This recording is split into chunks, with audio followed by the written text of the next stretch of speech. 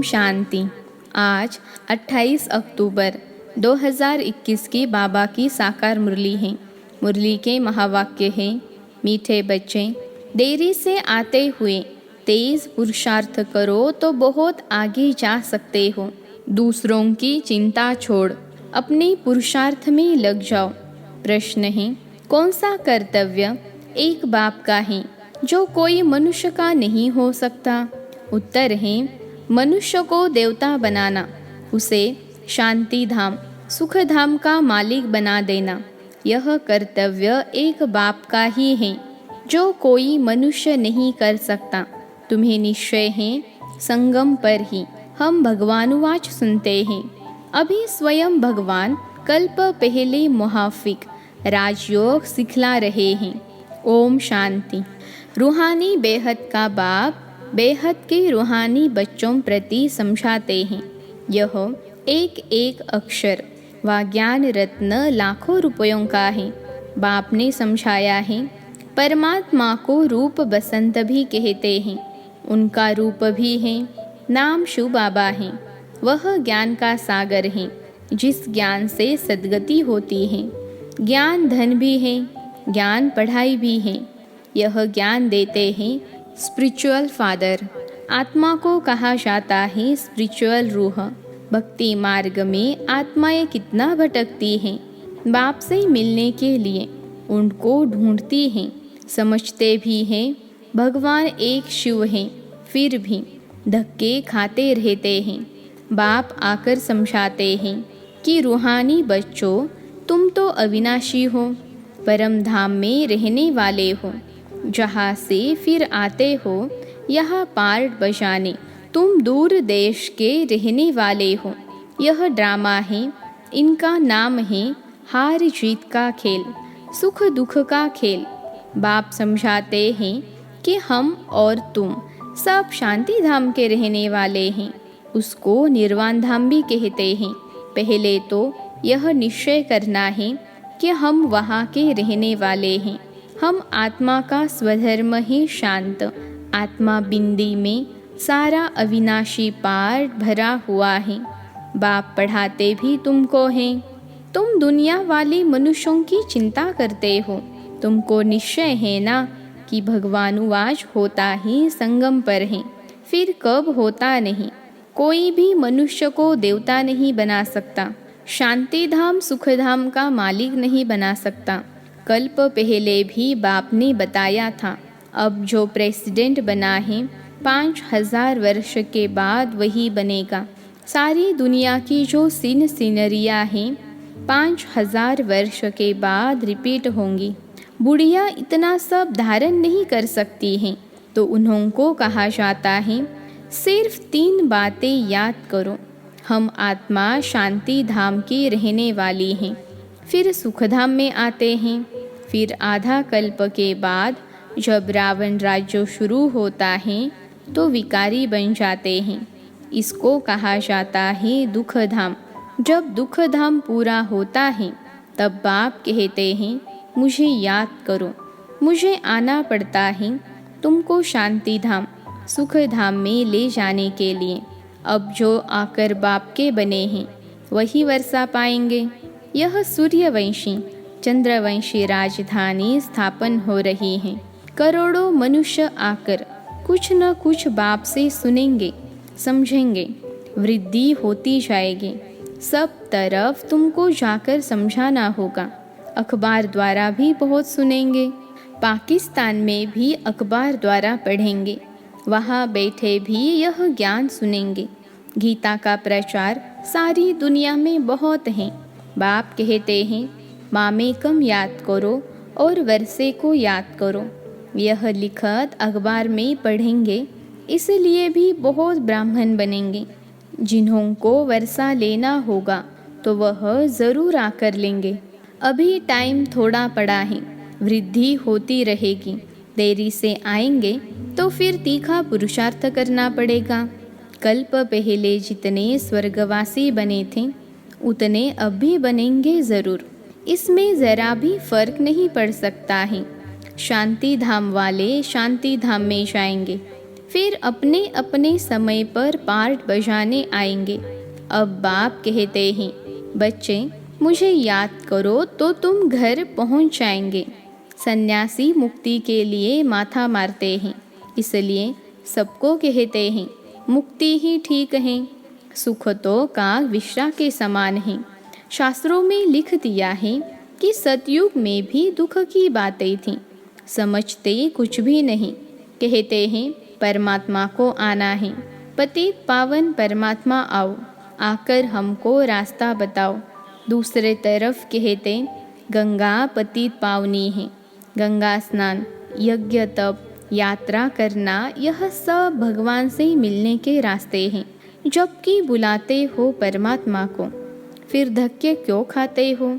यह सब भक्ति मार्ग की नोंद है। मनुष्यों को जो आता सो बोलते रहते हैं।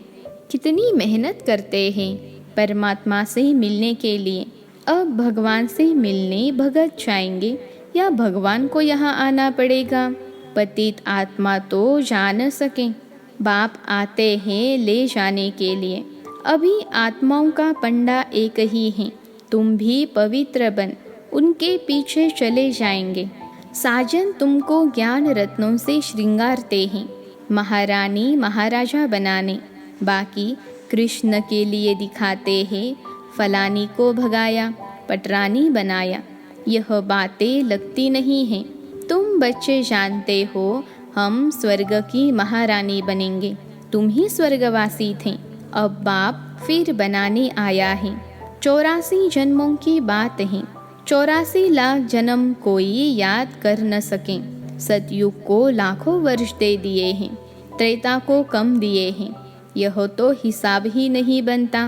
बाप कितना सहज कर बताते हैं कि सिर्फ 2 बातें याद करनी हैं, अल्फ और बे, तो तुम पवित्र भी बनेंगे, उड़ भी सकेंगे और ऊंच पद भी पाएंगे। तो यह ओना रखना चाहिए कि कैसे भी करके बाप को याद करना है। माया के तूफान भी आएंगे, परंतु हार नहीं खाना। भल कोई क्रोध भी करे, परंतु तुम नहीं बोलो। सन्यासी भी कहते हैं मुख में ताबीज़ डाल दो, तो वह बोल बोल कर चुप हो जाएगा। बाप भी कहते हैं कोई क्रोध से बोले तो तुम शांत होकर देखते रहो। कोई भी हालत में तुम्हें शिव बाबा को याद करना है। बाबा की याद से ही वर्षा भी याद आएगा। तुम्हारे अतीन्द्रिय सुख का गायन है कि हम 21 जन्म के लिए स्वर्ग के परिजादे बनेंगे। वहाँ दुख का नाम भी नहीं होगा। तुम 50-60 जन्म सुख भोगते हो।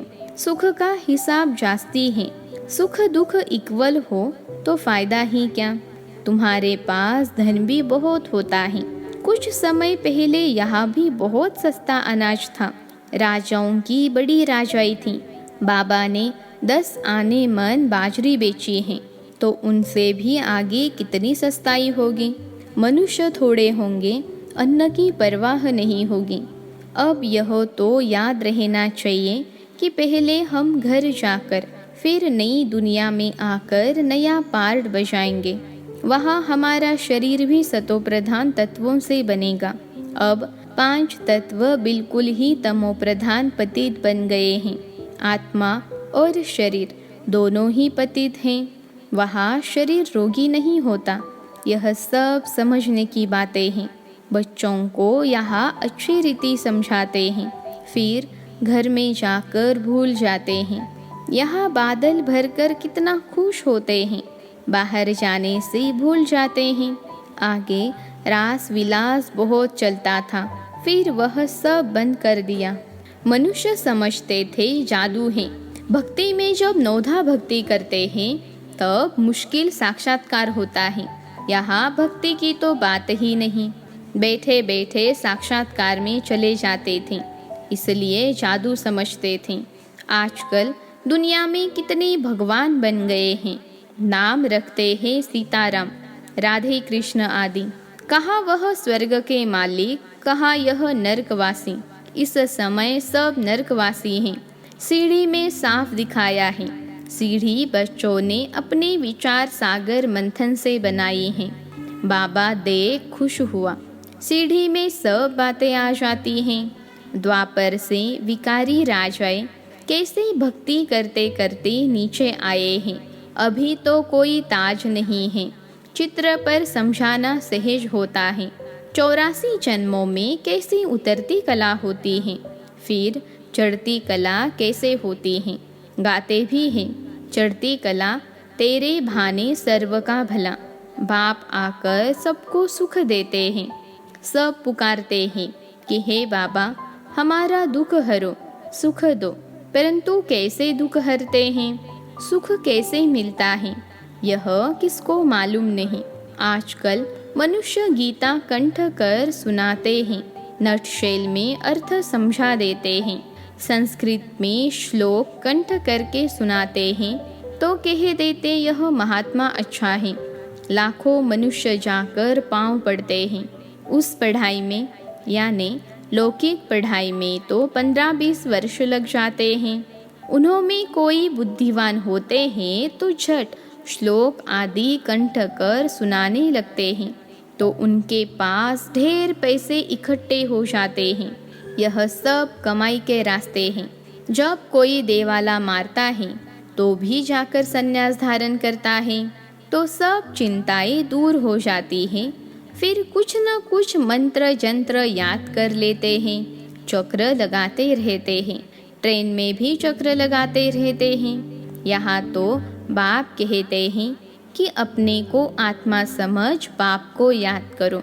बाप और आत्माएं सब निराकारी दुनिया में रहती हैं, वहाँ से साकारी दुनिया में आते हैं पार बजाने। अब नाटक पूरा होना है। तुम तमोप्रधान होने के कारण वापिस जा नहीं सकते।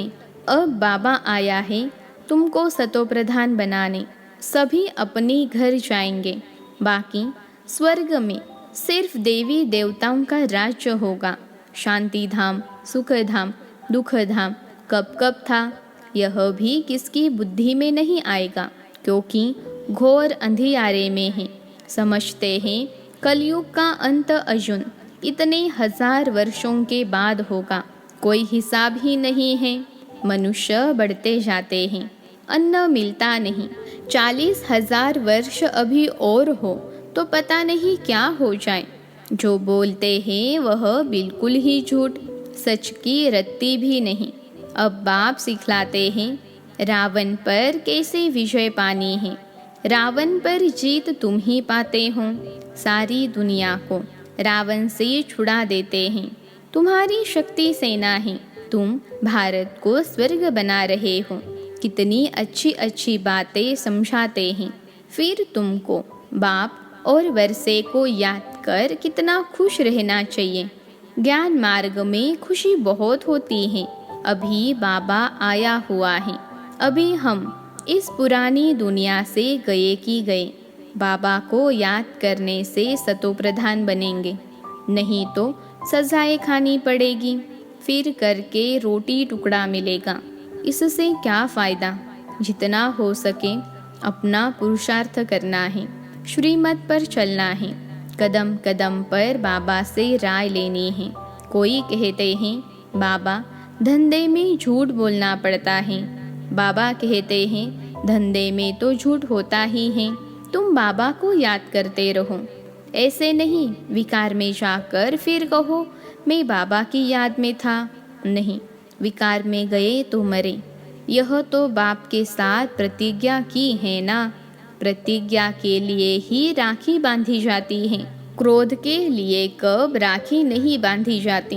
राखी बंधन का मतलब ही है कि विकार में नहीं जाना है। मनुष्य कहते हैं पतित पावन आओ। तुम बच्चों के अंदर में खुशी बहुत होनी चाहिए। बाबा हमको पढ़ा रहे हैं, फिर बाबा साथ ले जाएंगे। वहाँ से स्वर्ग में चले जाएंगे। जितना हो सके सवेरे उठकर बाबा को याद करना है। याद करना गोया कमाई करना। इसमें आशीर्वाद क्या करेंगे। ऐसे थोड़े ही कहना है आप आशीर्वाद करो तो हम याद करें। सब पर आशीर्वाद करें तो सब स्वर्ग में चले जाएं। यहाँ तो मेहनत करनी है। जितना हो सके बाबा को याद करना है। बाबा माना वर्षा, जितना याद करेंगे उतना राजाई मिलेगी। याद से बहुत फ़ायदा है, सस्ता सौदा है, ऐसा कोई सस्ता सौदा दे न सके, यह भी कोई विरला ही लेते हैं। अच्छा, मीठे मीठे सिखिलते बच्चों प्रति माता पिता बाप दादा का याद प्यार और गुड मॉर्निंग। रूहानी बाप की रूहानी बच्चों को नमस्ते। हम रूहानी बच्चों की रूहानी माता पिता बाप दादा को याद प्यार, गुड मॉर्निंग और नमस्ते बाबा नमस्ते। धारणा के लिए मुख्य सार। पहली पॉइंट है, जब कोई क्रोध करता है तो बहुत बहुत शांत रहना है। क्रोधी के साथ क्रोधी नहीं बन जाना है। माया के किसी भी तूफान से हारना नहीं है। दूसरी पॉइंट है, सवेरे सवेरे बाप को याद करना है, अपनी कमाई जमा करनी है, पवित्रता की पक्की राखी बांधनी है। आज का वरदान है, हर कर्म करते हुए कमल आसन पर विराजमान रहने वाले सहज व निरंतर योगी भव।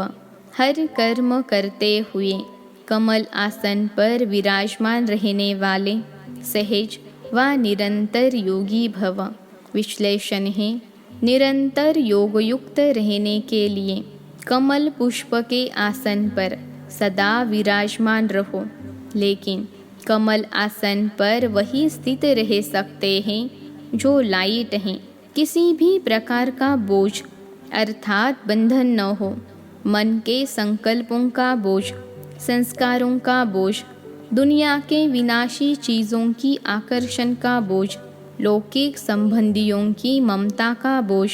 जब यह सब बोझ खत्म हो तब कमल आसन पर विराजमान निरंतर योगी बन सकेंगे।